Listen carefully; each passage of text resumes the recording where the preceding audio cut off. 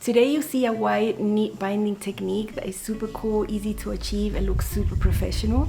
Hi sewing friends, I'm Karina from liftingpinsandneedles.com. Welcome to this channel that is all about sewing, limitless sewing, and today I have a technique video for you. My goal of making these standalone videos is that I can refer to them when I repeat this technique over and over in the future. I have already sewn this technique in the past. Sometimes these techniques get buried in pattern reviews and it's just harder for you to find. Now what I'm talking about is a wide binding technique. The only pattern brand that I've seen this technique being used in is at Pattern Emporium, and I've fallen in love with it. I really enjoyed sewing it on the garments that have it, and there are quite a few garments at Pattern Emporium that use this technique, and sometimes it's an option and sometimes there's other options to finish the necklines or the armholes. So I've sewn it a few times. This is an example of where it's been done with a lightweight knit. It can work with a light or a medium weight knit.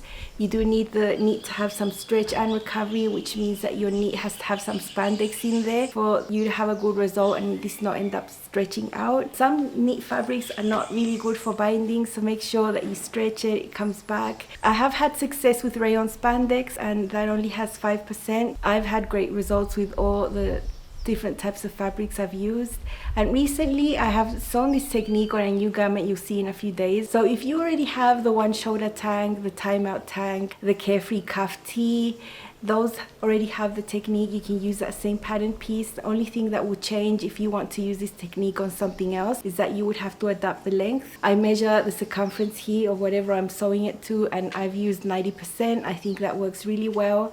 You still need that binding to be a little bit shorter than what you're sewing it onto. Let's see how it goes.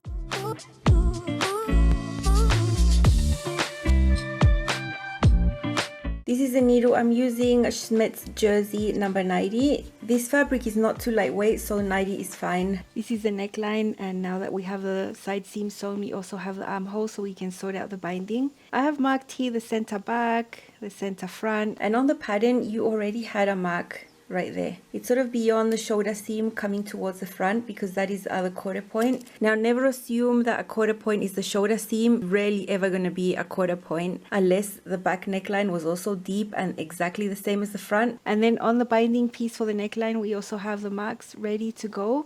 So on the side that doesn't have the marks over here, I'm going to serge that edge. You could in essence leave it raw if you wanted to, but this is the edge that's going to be left inside unseen. It won't fray or anything like that, but I just like it to look neat. And I'm going to do the same with the neckline binding piece and the armhole binding piece. We're just going to sew these short ends. I'm going to use the 1/4 inch presser foot. The seam allowance is 1/4 inch and that just helps. I'm just using a straight stitch. I have a raw edge and a finished edge. The finished edge is what's going to be inside, and this is what we're going to sew onto the neckline now. Now I'm just going to take the center front pin and match it up here. I'm going to leave the seam of the binding towards the back, and you can see that this pin will match this one and that the binding is slightly shorter but not terribly so you will have to stretch to match. But this is what you do with any binding or any band. The concept is the same. And here is the seam of my binding. I like doing it with the sewing machine because I can have it flat and open the seam up. If you serge it, you just have one bulky thing to one side, and I never like that. Now what we need to do is baste the binding to the neckline with a long stitch length and only at 1/4 inch seam allowance. It's not the definite stitch that's going to put this together, but it's going to help. Choose any of these quarter points to start. I'm just going to start at the back. You're going to stretch only the binding slightly to match the neckline underneath. Don't stretch the neckline.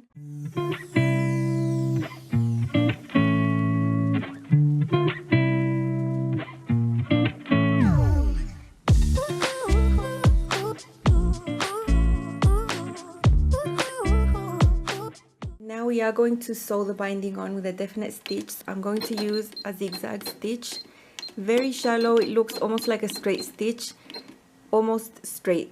The width is tiny, and then the length I'll just use 3. What happens now is that we sew another row, but this time from the edge of the fabric we are sewing at 3/4 inch, and I do have a mark here on my metal plate. It's that one right there. I'm going to be careful also to make it sure everything is nice and neat as I sew, that I don't get any puckers from underneath. That's why the basting stitch helped to get the quarters divided nicely. Make sure you're always using your fingers from your left hand so that you can feel that there's no puckers underneath. It is a little bit fiddlier to sew such a large seam allowance on a curved shape like a neckline, so that's why you just need to take it slow. Now that this is sewn, it is a good idea to head over to the iron and just give it a good steam. You're going to get rid of most of the waviness that you've got here since you're sewing a binding that's smaller than the neckline. Also, it is optional to remove that first basting stitch. It's going to be hidden away. It won't bother me, so I'm just going to leave it there. Okay, so that is how the binding looks. We still have this flopping around. This is the edge that I serged. And now all we need to do is wrap this around the seam allowance, keeping the seam allowance there. And that is what is going to finish the neckline. And then we have this edge in here that is just going to cover that seam there. I don't know if you can guess what I'm going to do.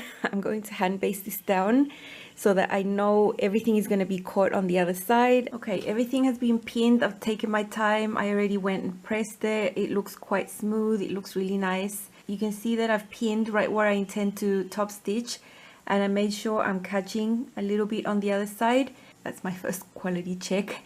And now the second check, and where I'm going to finalize, is with the needle and thread, where I'm just going to sew this together. And with each stitch, like every time I put my needle through, I'm looking at where it's coming at the back, make sure I'm catching the binding, come out this side, make sure I'm catching the binding, and that is 100% going to give me a good result where everything has been caught at the back. Here it is, hand basted. I'm very confident I'm going to have a good result now. Now you can top stitch this many ways, cover stitch, twin needle, zigzag, whatever you would like.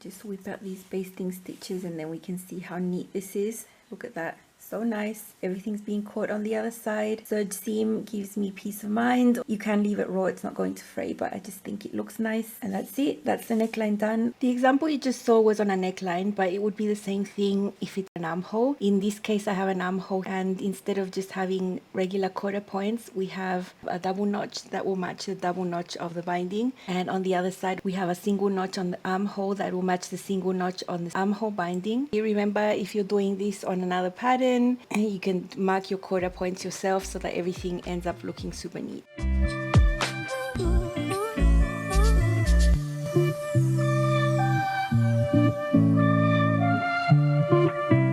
You see that you need to do it in 2 steps. You really can't avoid that first step, which is a basting stitch.